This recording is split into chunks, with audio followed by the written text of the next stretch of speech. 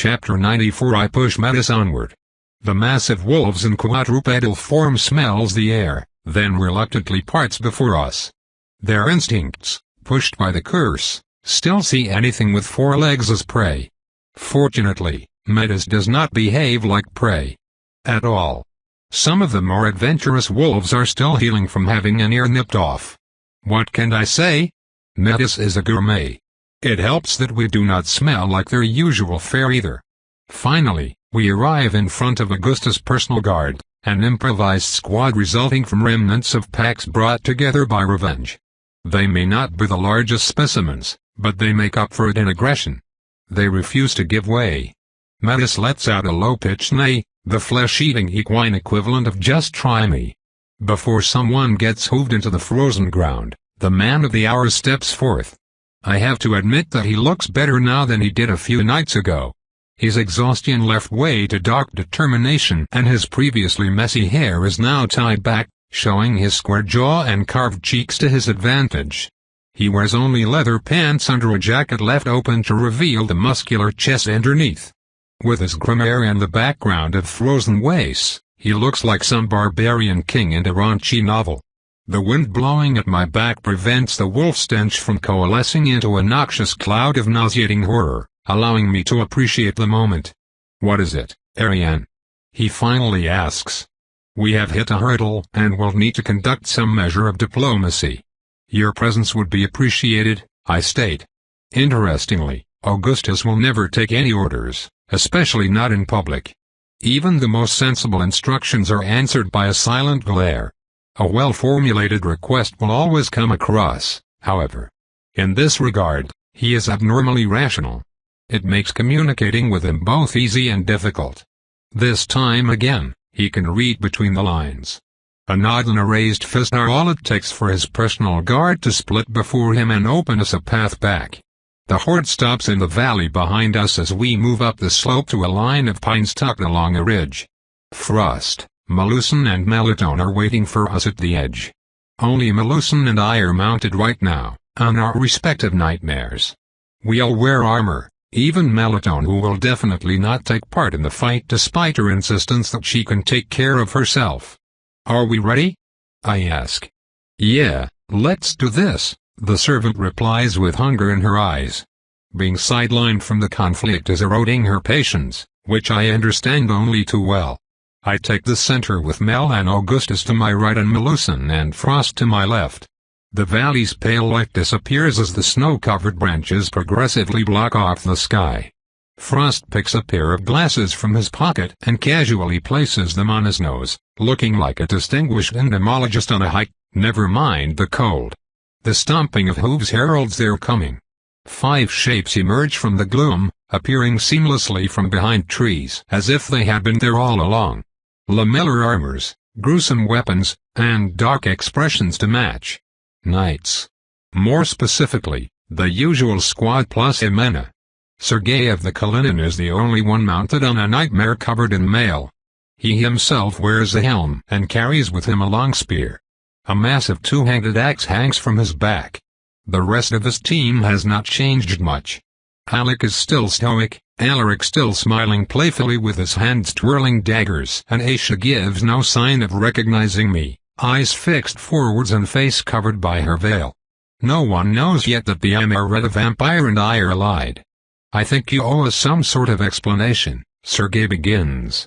"I don't owe you anything," I immediately retort in English, then stop when Jimena discreetly coughs.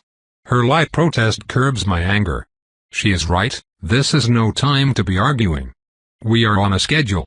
However, I continue, for the sake of cooperation, I will gladly inform you that we are on the way to Fenris Horde to kill him. Sergei's glance stops on Augustus, who studiously ignores him, then on the dense formation of transformed wolves down on the plain. They sit patiently on their haunches, looking towards where we disappeared with eerie focus, a sea of ice twinkling in the moonlight.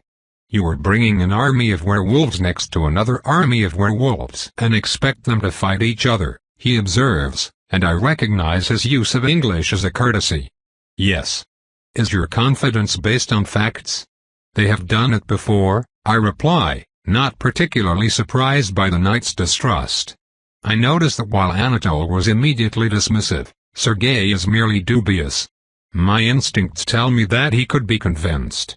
"You there," the haughty knight says as he addresses the werewolf, "will you really fight your own kind?" An awkward silence descends on the assembly as Augustus stares Sergei in the eyes.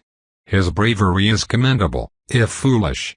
I have not tried to dominate Augustus, and I have no doubt that his status as leader affords him some degree of protection, but against a master?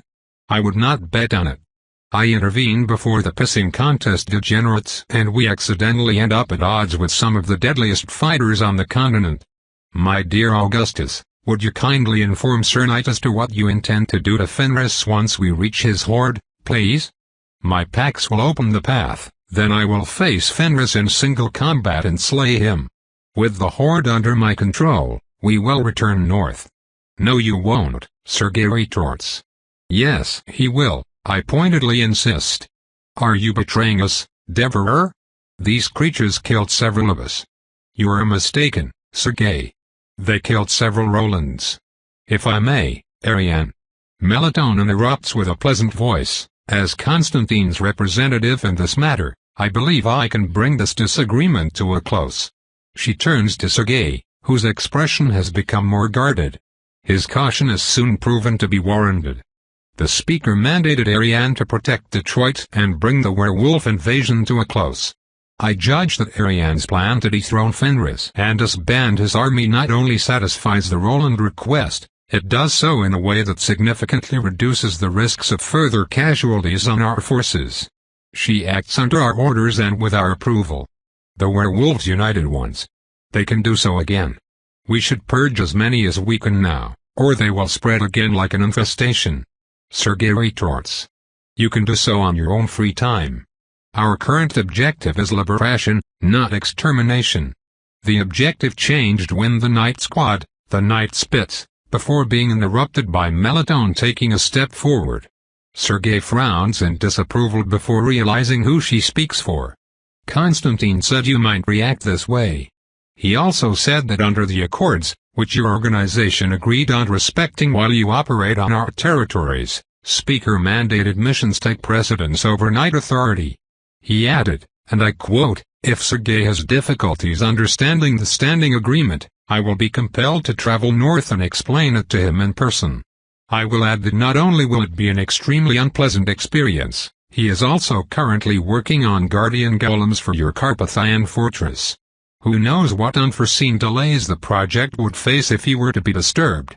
Frost and Augustus look on with interest as the night squad leader grits his teeth. The number of hostile factions I am supposed to assist just bumped to 3. Watcher, grant me patience, I just want to eat them all and be done. I can tell that Sergei has reached a decision when he slowly relaxes the death grip on his spear. I suppose it will be up to us to deal with the consequences of your short-sightedness, as usual. In the meanwhile, please do share your strategy so that we may coordinate progress. Such as it is. I explained the plan in English.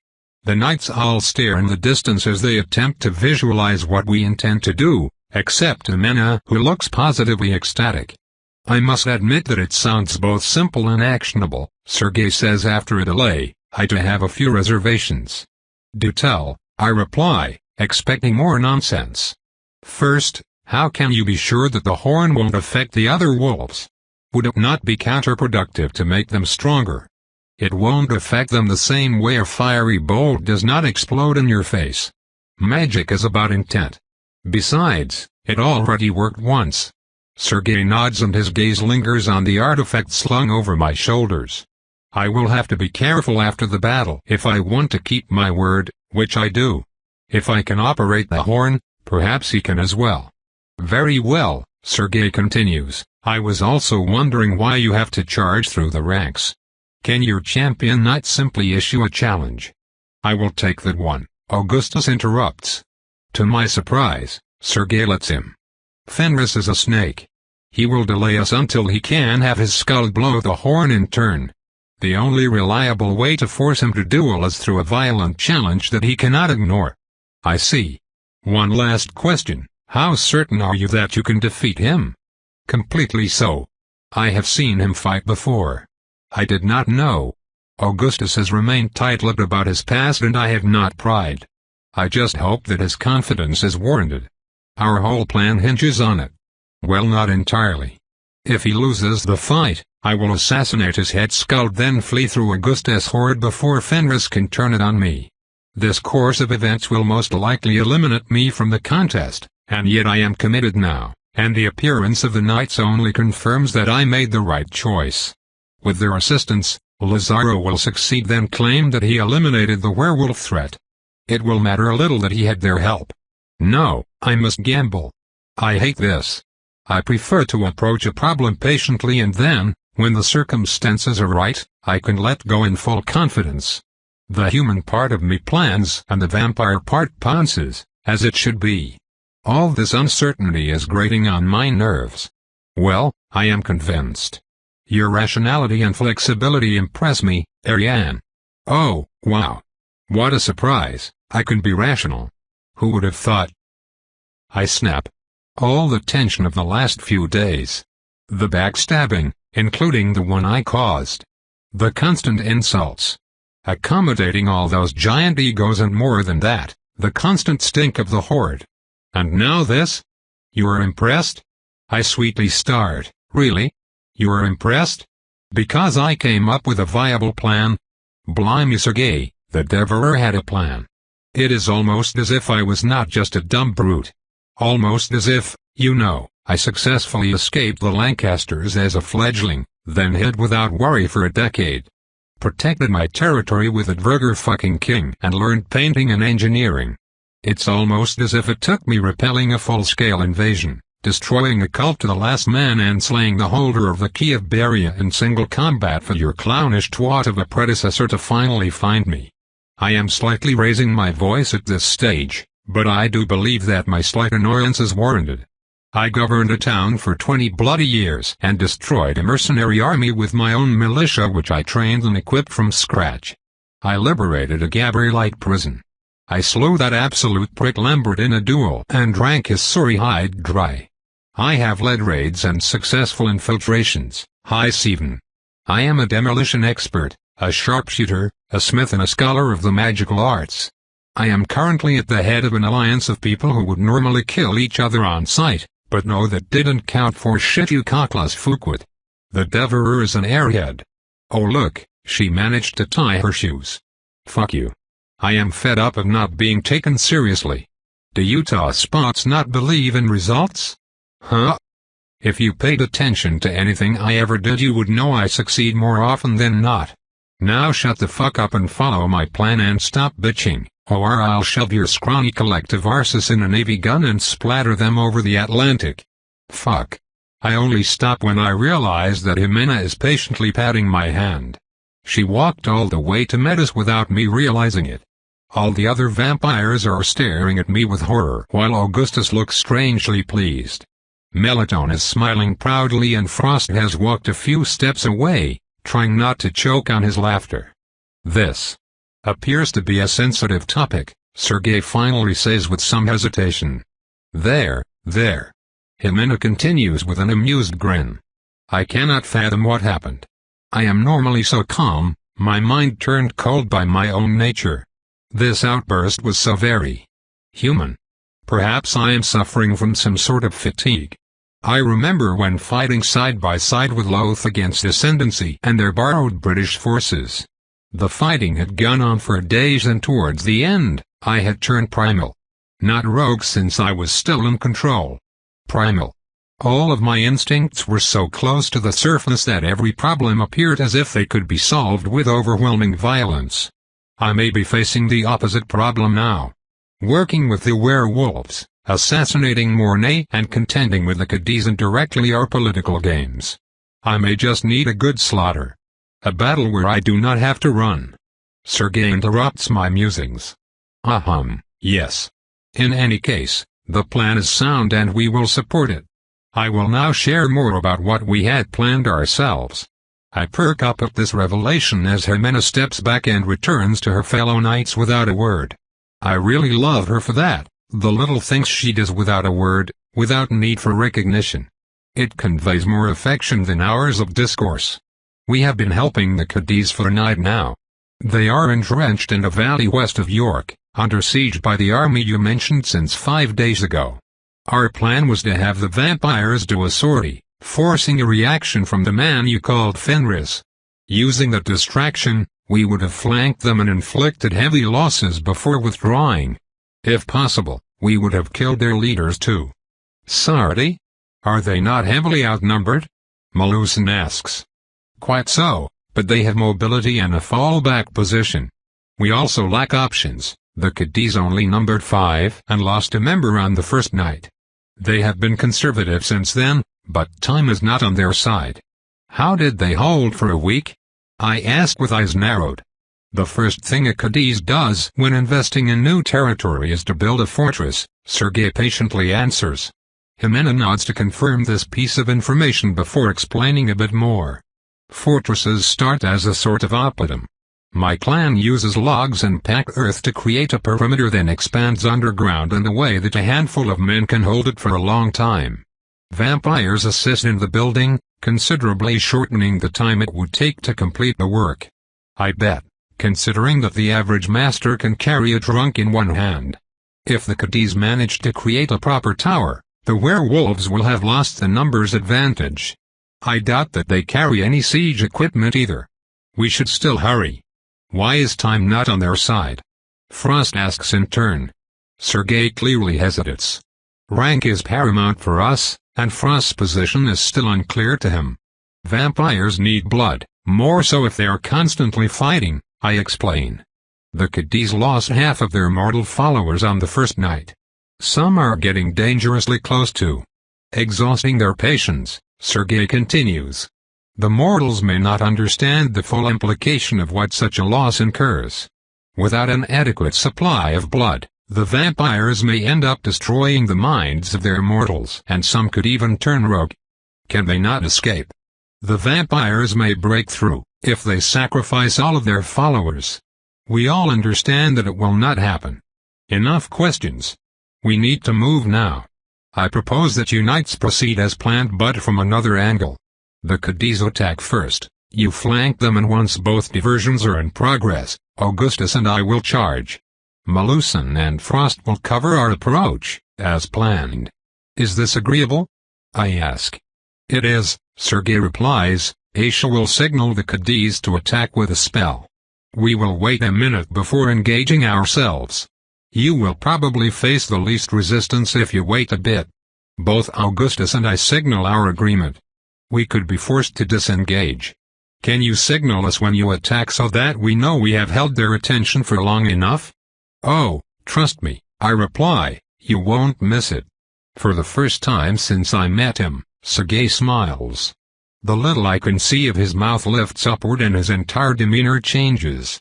It will be a pleasure to see you at work, Ariane of the Nirari. After you are done here, you should consider joining us for a spell. We could use a vanguard of your caliber, he says. Vanguards are the knights' combat experts. Did he just try to recruit me? I turn to Jimena, who nods emphatically. Well, I could consider it in the far future. For a while. If my territory is secured. After all, they present some of the best opportunities to collect allies or blood samples. I consider the knights as they leave. We successfully coordinated in a peaceful and mostly respectful manner despite my apprehensions. Perhaps Anatole was the exception and the rest of them are not so bad that I cannot work with them. Of course, I will never fully trust them either. They did not oppose him as he was skirting the rules, after all. Let us depart. We must still find our quarry, I tell my allies. Malusin and Frost ascend and leave as Augustus and I return to the horde behind us. I can hardly believe it, but with the knights on our side, our chances have significantly improved. I hope nothing comes to ruin our plan. The trip back isn't climactic. I return at the tip of the formation where Metis is currently munching on yet another ear while Augustus returns to its heart. We move forward at a slow pace to allow the others to sweep for sentinels. Valleys lead to forests, and to ridges in turn. The night is beautiful, but I have difficulties enjoying it because of the smell and the unreliable allies at my back. The horde is incredibly quiet, for its size, yet even subdued their auras are too powerful for me to ignore them. Their constant presence weighs on my mind step after step. Only the reminder of what is to come relieves my overtaxed patience. We are going to attack. That means an all-out charge. Finally, I am done running, scheming and planning. I can let go. Soon. Finally, I hear it. A clamor of flesh and roars erupt to our right. Frost signals us from a line of trees before running to the side with his mages.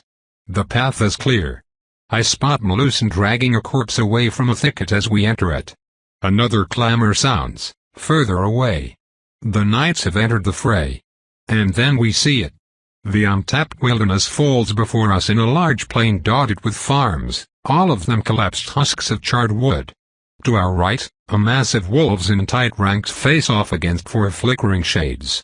The group tries to corner them, not committing too much, while the vampires are forced to inflict superficial wounds before falling back. They are the largest group. Far away in front of us, the knights have engaged a second group of wolves, close to 100. They are much more brutal and effective, and several corpses already litter the ground. From the gestures, it appears that Fenris has sent the ferals to cover his flank. Finally, a bit to our left, a smaller group waits in a loose circle around a fortified encampment. Large tents and cages dot the ground, and in its middle stand 3 men. The first sits on a throne of bone and leather, clad in a garish white pelt like a raider king. His long black hair and black beard offer a sharp contrast with light eyes and pale skin. Next to him stands a bald man with a hawkish nose and a vicious smile carrying a horn much like my own. On the other side, a veritable mountain of muscle with the face of a caveman looms menacingly. Pray. I turn to the line of wolves behind me.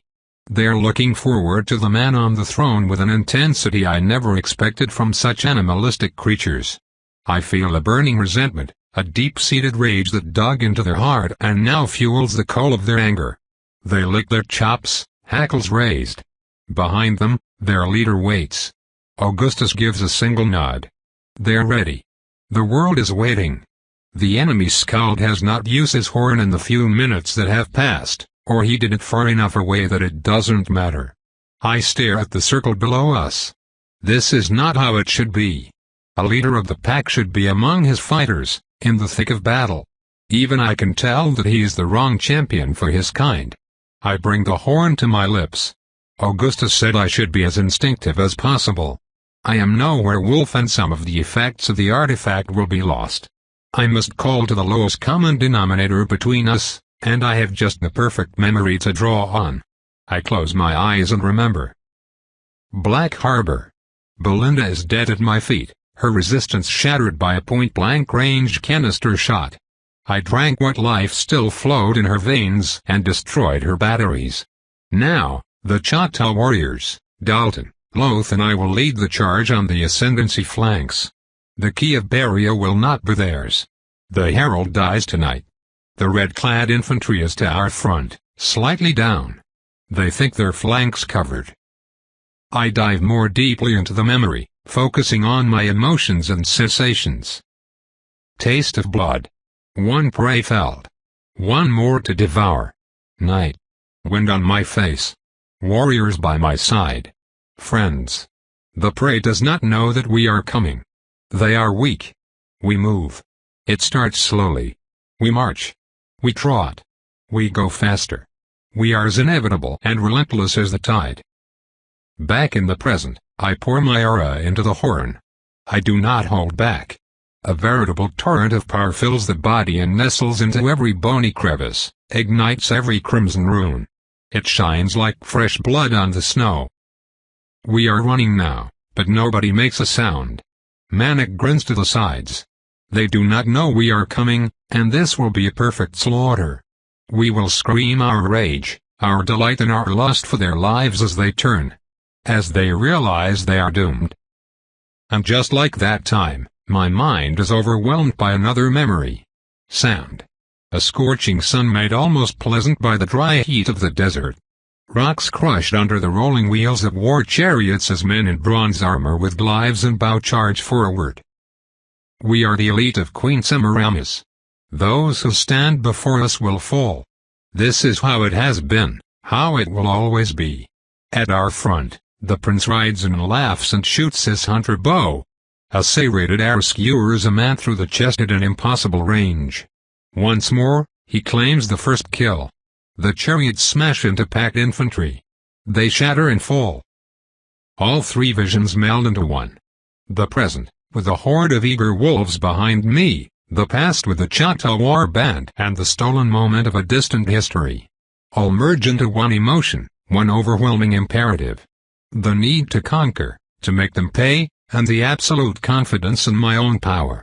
As unbridled energy disappears into the thrumming instrument, I realize a truth I had never contemplated. The werewolves are not the apex predators. They had to bow to Fenris and they had to face us. A part of them must know this. A few nights of freedom do not erase years of servitude. They are not the deadliest creature tonight. But they wish they were. They have come here to reclaim their freedom, and I can make it happen. I will share with them those instincts of mine, the thirst, the fury and the unshakable belief that I cannot be stopped. I do not need to be too close to them after all. Even a sliver of how I feel now will send them howling down in the valley below. I let the three images superimpose and keep powering up. The horn now shines like a beacon in the night. It begs to be released as hairline fractures appear along its body. They are prey. The trap is closed. The game is over. Now, I can let go. I hunt. We hunt. Come and partake. I blow the horn. The sound takes me by surprise. It starts low and deep, incredibly deep. A horn should not be able to produce this sound even if it were 4 times the size.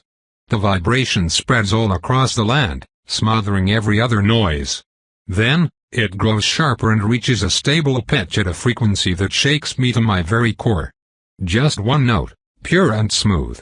The note becomes richer as harmonics develop up and down until it feels like I am not blowing one horn but 1,000, echoing across faraway places, across ages, all calling for the exact same thing. Charge. I have no need to push Metis. We gallop down the slope carried by a tidal wave of snarls and howls. The horn breaks in my hands but the call does not stop. It still carries us forward with the ineluctability of the avalanche. Fenris guard gathers in a tight block. Amusing. Futile. We are so fast now that the wind pushes my hair back. We are no longer charging. We are falling forward as if, for an instant, gravity pulled us straight instead of down. The enemy werewolves in bipedal form are right in front of us. They already waver. Deep inside they must know that their efforts are pointless. The grin on my face widens. I cannot help it. Breathtaking beauty. Then, impact. I roar. I push forward into the saddle and catch one under the jaw. I lift it off its feet to crash against the next. I stab another. Metis smashes into dense muscle, barely slowing. Behind us, our own horde reaches the enemy lines. Now I understand why Augustus kept them in their 4-legged form. Like that, they are packed tight while only offering powerful backs covered with protective hair to their foes. The first ranks do not jump.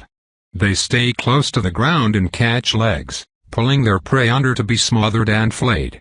I always thought the bipedal version was more dangerous, but I am proven wrong. The 4-legged version is more stable, and Augustus' troops take full advantage of it. Then the moment passes, and I stop thinking. There are only jabs and sweeps, Metis hooves falling onto skull or sent flying backwards into ribs. I laugh as they try to reach me and fail, just before they are caught. And soon the last creature falls and I am on open ground. The 3 prey are before me. I smile because I am happy. Once more, I got to experience something precious and unique.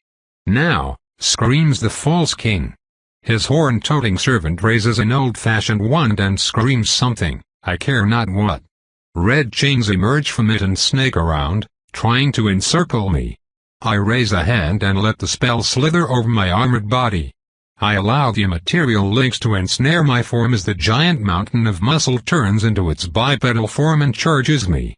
I permit it, and I laugh. I laugh and laugh at their bumbling efforts and pathetic ambush. They are so slow and blind to their own failings. They do not understand. I raise my eyes to the sky and its quirky denizen. I grin with all the joy I feel and invite it to play. I want to show them. Let me. In my mind fortress, the statue of the transformed herald twists and melts into a new form made of a mass of tendrils in an alien harmony. Its blue aura shifts to the familiar purple. In the realm of reality, my claws flash the same color and I tear the chain apart. The skull falls back, eyes bleeding. The mountain of muscles is already committed. Time for the appetizer. Ducking under its arms, I grab the open muzzle with one clawed hand before dragging forward and down. I use my other on his massive biceps and bite mercilessly into the jugular. The creature is so large that I cannot get in properly. It turns into a game. The big creature tries to escape, and I try to keep it more or less standing by shifting my posture. Its free hand rakes ineffectually against Loth's unyielding armor. Delicious. I am surrounded by a sea of wolves, and they do not intervene because I do not smell like an intruder. I belong here, feeding on one of their strongest warriors in all impunity. A monster among monsters. And I like it.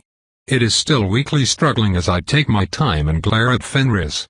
I could have killed him 50 times already, but I did not. I gave my word.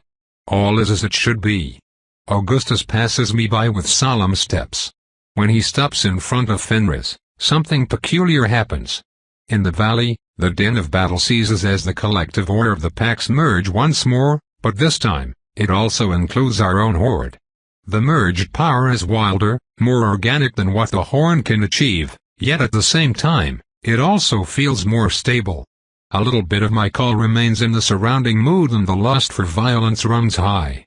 Even the Cadiz and Sergei's group stop in a strange truce. The night holds its breath as Augustus steps forward and stops before the throne. Fenris stands, pale eyes shining with resentment. You dare ally with one of them? Traitor. The false king snarls. Enough games, Fenris. I have seen how honorable you were when you killed my brother. Fenris frowns, then his eyes widen in surprise. You were there, he says. Yes, I was. The call of your horn paralyzed me, but I had all the time in the world watching you slay the greatest of us, you mongrel. You did not even have the courage to face him in battle 3 against 1. A king must value results above all else.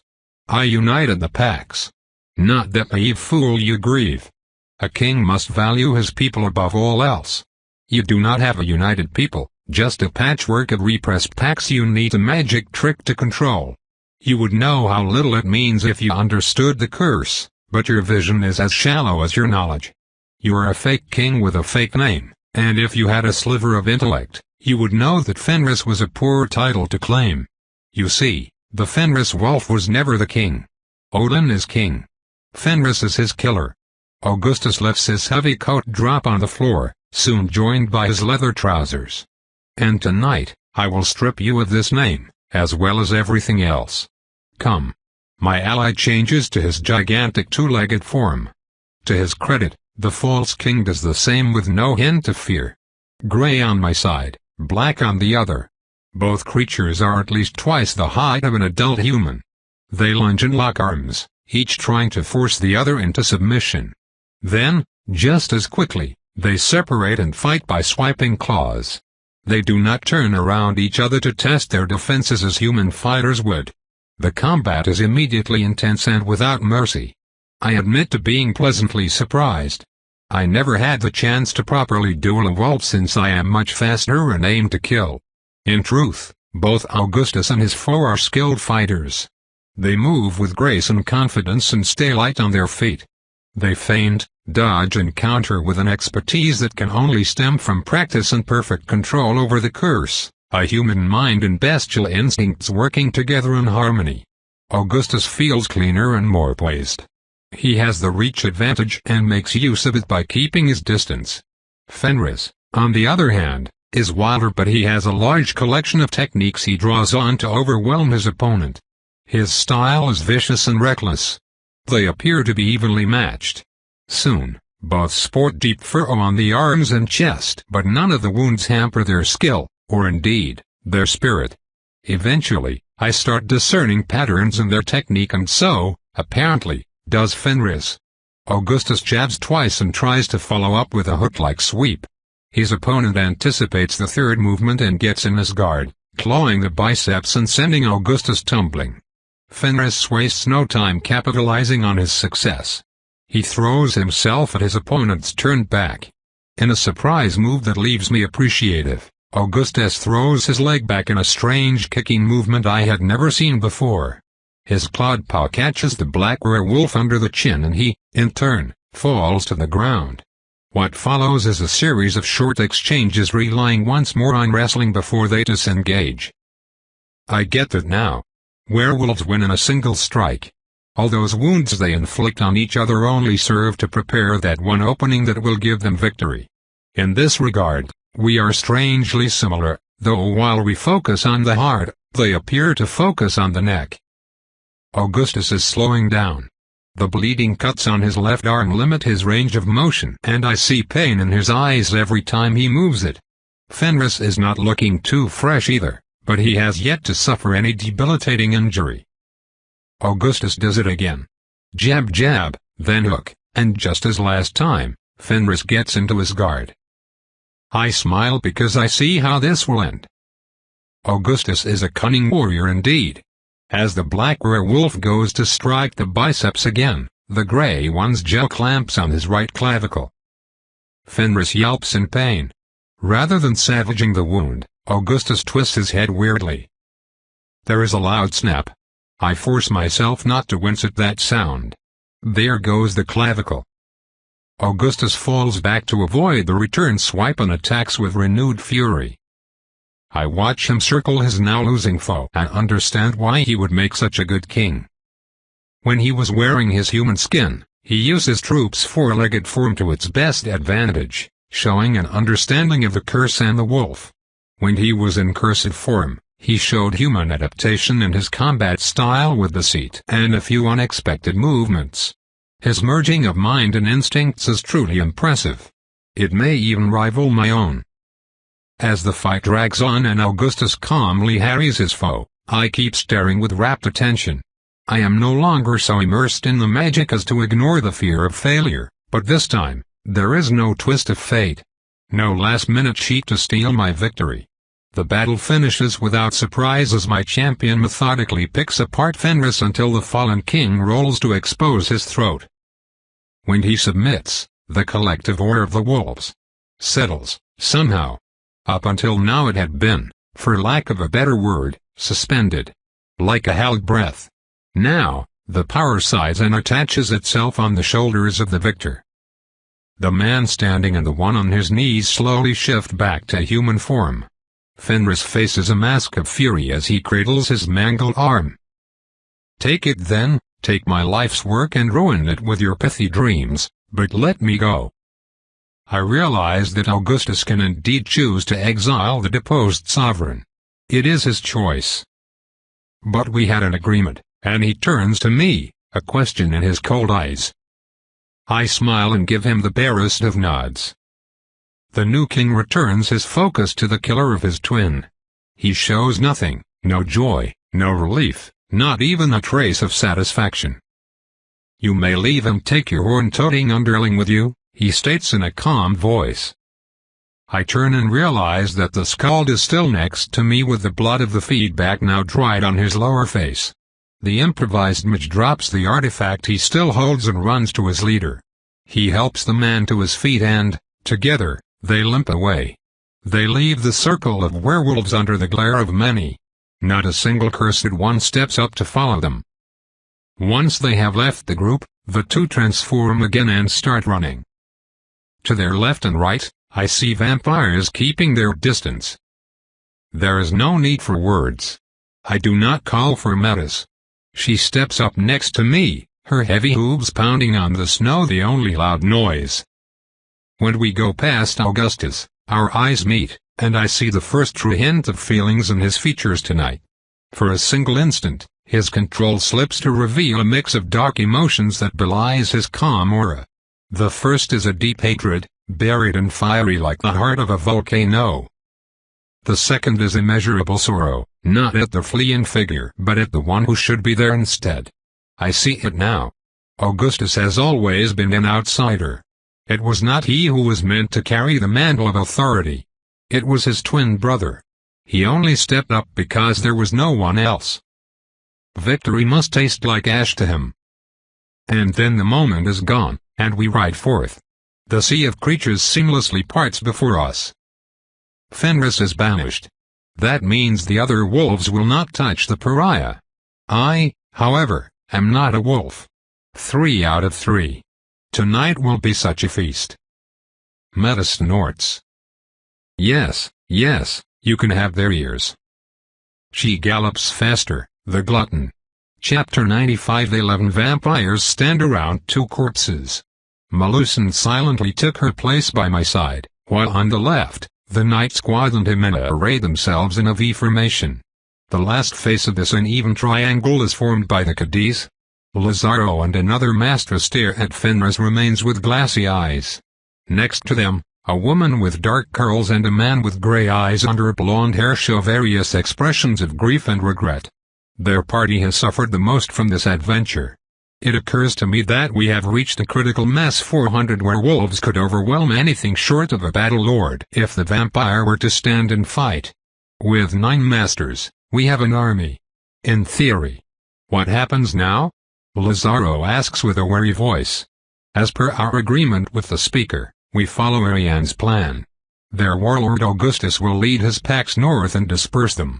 Sergei answers in a tired voice.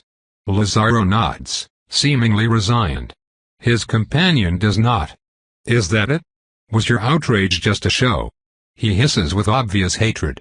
You are in no position to criticize me, Reyes, and particularly not before our friends, Lazaro retorts with a chastising glare, but the other is unfazed. Your friends, perhaps, not mine. You can take your honor and image and go greet the Don. Last warning, Reyes, you have exhausted my patience. Is that a challenge? Yes. The words were exchanged in a clipped, fast tone. The rest of us do our best not to stare. This is unprecedented for me. Until now, all vampires had stuck to a strict etiquette. This public outburst surprises me greatly. What manner of conflict could have caused 2 warriors who have fought side by side to despise each other so? I accept your challenge. Witnessed by the knights, Sergei announces with obvious regret. Ahem. Melusan discreetly bumps my arm. Witnessed by Clan Irari. Witnessed by Clan Lancaster, she says in turn. The duel will take place before our fortress in half an hour. Make sure your affairs are in order, Reyes. And the same to you. The Cadiz then split up. The masters disappear, each in one direction. The 2 courtiers remain, looking quite lost. They exchange a glance then leave together at a much slower pace. The awkwardness remains. Such an embarrassing display, unworthy of us. The only good thing is that there were no mortals to witness our shame. We will go to the Cadiz hold, Ariane, Sergei says with a complicated expression. Can I count on you to make sure your allies vacate the area? Yes. And soon, only Melusan and I are left. We inspect the massive werewolves walking back to their camp in a strange mix of elation and grief. Some are in wolf form, some in human. There is some fighting, some crying and a lot of hugging. Augustus and a few of his lieutenants are at the tail of the formation, helping along the most apathetic members. The ferals have been rounded and corralled, for now. Could you please get Frost and Melitone to the hold while I talk to Augustus? The redhead blinks and returns her focus to me. Very well. Oh, and one last thing, I add, because I am now certain, you have proven yourself over the past few days. If you want to take over the north, it is yours. If we win, she replies with a small smile. She is right. The contest is not over until Constantine passes judgment. I do believe we have an advantage now, but it will also depend on whether the speaker considers an Augustus Lighthort as a greater danger or not. Melitone's support does not imply her brother's approval. Melusan runs to the trees and I leave Metis, who had impatiently been waiting behind, to snack on prime wolf cuts. I walked back to Augustus on foot, taking my time. From that distance, the horde is a strange thing held together by some vague herd instinct. The packs, once united, now start to dislocate in units of varying sizes. I am reminded of a drunken crowd at the end of a summer feast, only, with more sorrow and slightly less clothes. They are a sorry lot. When I reach Augustus, even his guards only give him a passing glance before turning their efforts to the most catatonic members of the group. Many of them are women, I notice. It figures. The leader himself is still standing strong to offer a powerful facade to those who look up to him for comfort. His monolithic aura shows no weakness to those with inferior senses. Only my own expertise reveals the turmoil underneath. "Ariane," he soberly greets. "How are you doing?" I ask, both out of concern and out of respect. Now is not the time to be introspective. "I suppose," I reply. It takes a minute before he finally asks his question. "So, what happens now?" "You can leave as promised. The other vampires will adhere to the bargain I made." "That is tremendous news," he says with a heavy sigh. He rolls his shoulder under the coat which he has donned once more, and I can tell that the burden on his mind has lightened ever so slightly. "You should probably still leave quickly." "I know. We will walk north as soon as possible. My new pack and I will dispose of the ferals, in a humane way." I do not speak. What is there to say? How would I feel if I had to kill Jimena after she turned rogue? Words of comfort would not suffice. I am concerned about food. We are running out of supplies and we have no way to sustain such a large group. I am sure I could negotiate the purchase a herd or two, I inform him after thinking about it. It would be best if the risk of creating more ferals was reduced, in case starvation pushes some over the edge. That would be appreciated. I have no way to repay you for now, but I would consider it a favor. It is done, I declare. I always have a small stash with me when traveling with many mortals. It will be enough to buy a few dozen sheep from nearby villages, even if we must pay a premium. Good. One last thing before I forget. Your, minion was looking for you. Jeffrey, you mean? I reply, thinking about the little blabbermouth. Yes. He's over there. I follow Augustus' finger to Jeffrey's scrawny form. The little goof is waving frenetically with a stupid smile plastered on his face from the back of the formation. June stands next to him looking bored. With a frown, I join them feeling like I am being summoned. Hey bosswoman. When are we leaving? What do you mean, we? Well, I said I'd be your man, right? So that means I got to follow you to your town, right? Oh come on, you wouldn't throw me out like an old sock, would you? Forcing me to go back on my word like a scoundrel? Was I not a good lad? He asks with puppy eyes. June's eyes roll in their sockets. Well, I suppose you were useful, true, I admit reluctantly. It's settled then. Me and my friends will live on your land and sniff out your foes and piss on their doors and what not. Hold on, I interrupt, what friends? Come on bosswoman, I told you I was the leader, yeah.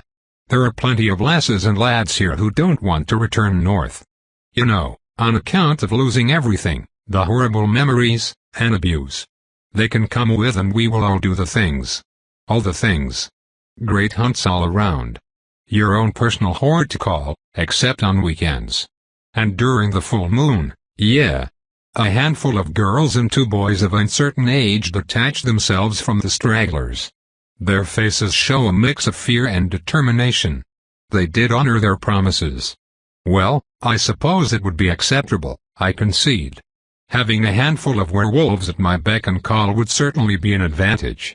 I would perhaps have the prestige of being the first vampire to command such a group.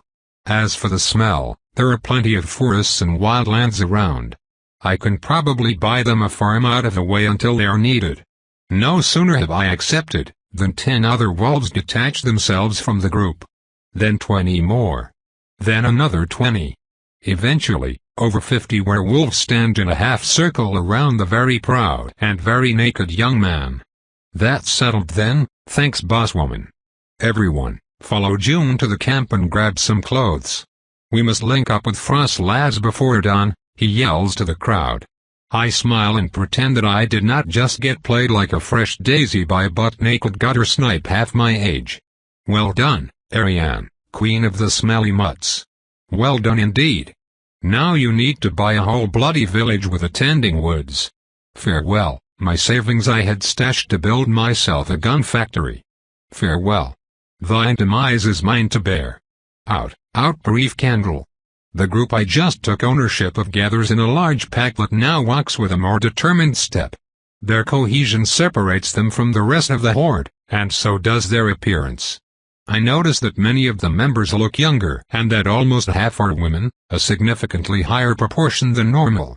And then a shape emerges from the retreating mass, a man I had not seen for a long time. Alistair's sandy hair is the same, but his green eyes are now deep-seated in a face made more angular by hunger. Mr. Locke, I greet him with a smile. The man stops and his posture changes.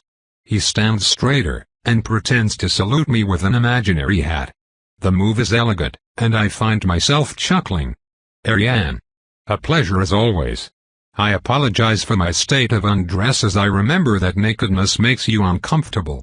Well, if you turn to your left, you will see hundreds of butt cheeks quivering on their way to a camp, so you have grown accustomed to it. I have pushed those sights to the back of my mind, and after this crisis is over, I will have to paint 10 landscapes to wash away the sight of all those genitals. Ah yes, a lot of painful memories were made here, the man announces somberly, at least it is over. What will you do? I ask to distract him. Alistair shakes his head before focusing on me again. Did I mention that my father was a doctor? The call to heal remains. A lot of people here will need help to recover and I will provide it. We need a larger pack for a while, and Augustus has the power to bring us together. Besides, he, most of all, needs help. I wanted to ask. I see no elders among you.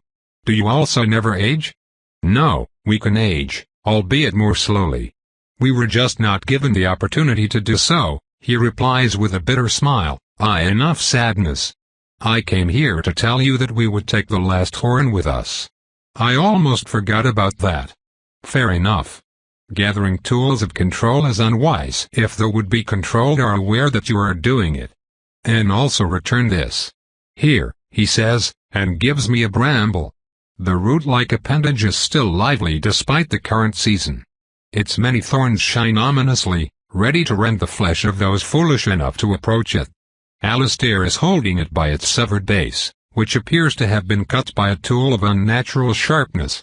In fact, it looks eerily familiar. Those thorns line the walls of my mind fortress. Alistair, where did you get that? I ask in a deceptively calm voice. It grew where you broke the chains, Ariane, and then it fell off. I figured that you would not want others to notice. Not to worry, I doubt that anyone else paid attention during the fight. I see, I reply. I pick up the strange piece of vegetation between 2 talons.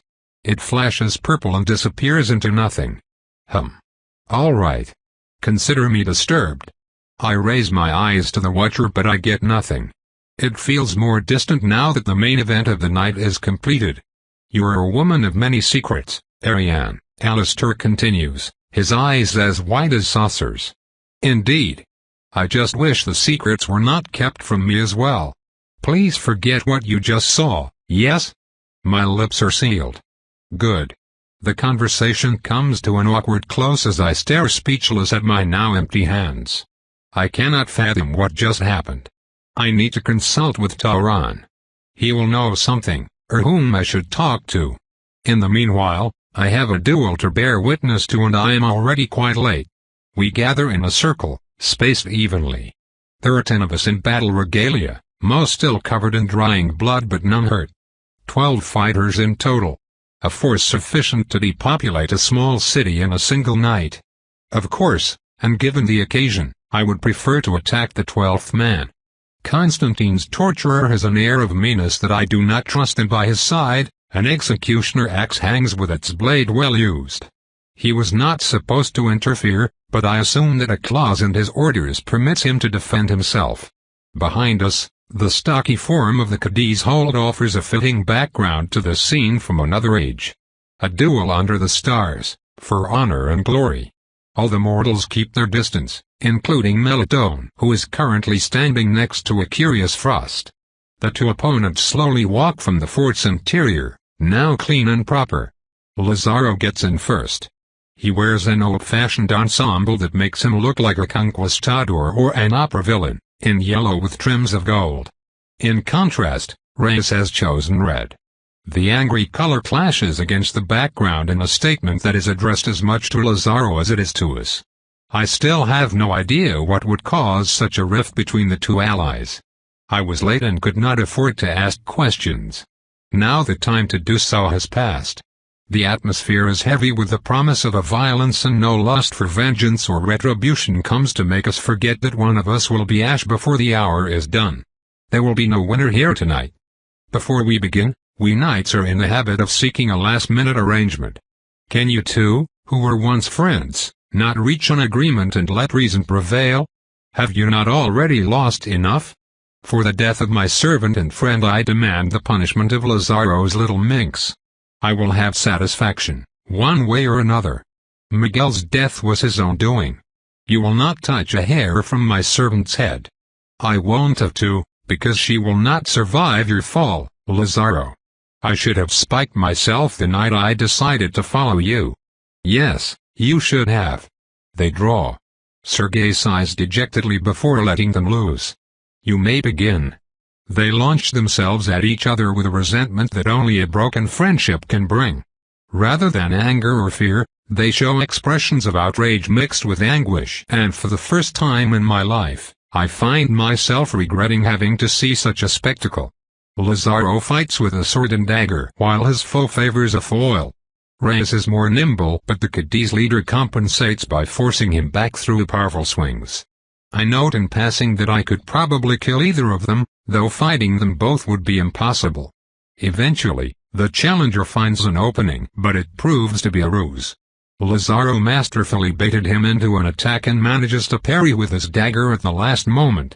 Though the foil draws a dark line across his flank, Lazaro's counter-strike is devastating, carving his opponent's chest almost in twain. The combat ends shortly afterward with a stab and a sweep. The body falls on the ground with a burst of blue flames. Gray ash against stained snow. Only sobs come to greet the victory. With two red lines marring his cheeks, Lazaro cleans his blades and carefully replaces them in their sheath. Sergei's voice rings hollow as he announces the obvious result. I look at the ground and contemplate my own mortality. If Jimena had been slightly wrong, this is all that would have remained of me on the arena's sand all those years ago. The Cadiz master had been centuries old. How much knowledge had he accrued, how many lives did he touch, to finish here like this? I am not sure that I like this resolution very much.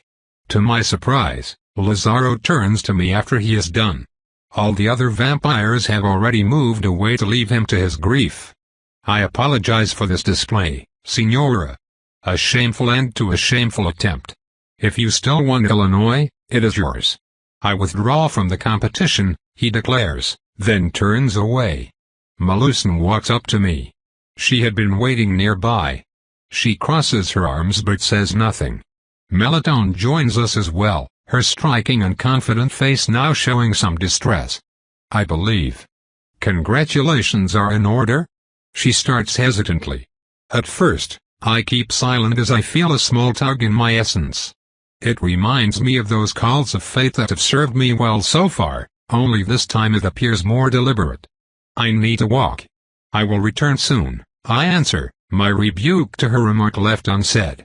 I turn around and walk to the closest edge of the forest. I slowly cross the packed snow, many prints bearing witness to days of battle and maneuvering. I quickly reach the woods and hide under the canopy. Then, I follow a small path that snakes between several rocks up to a clearing. I stand facing a tall stone raised like a menhir, with a wind-battered pine tree at its top. The tug stops. I smile in defeat. I am, after all, reaping the consequences of my actions. And so, like all good audiences played by the actors, I clap. The sounds echo throughout the tiny opening. In the distance, a bird takes flight. And from behind the stone, a man emerges, his hair the color of gold and his eyes like two spheres of amber.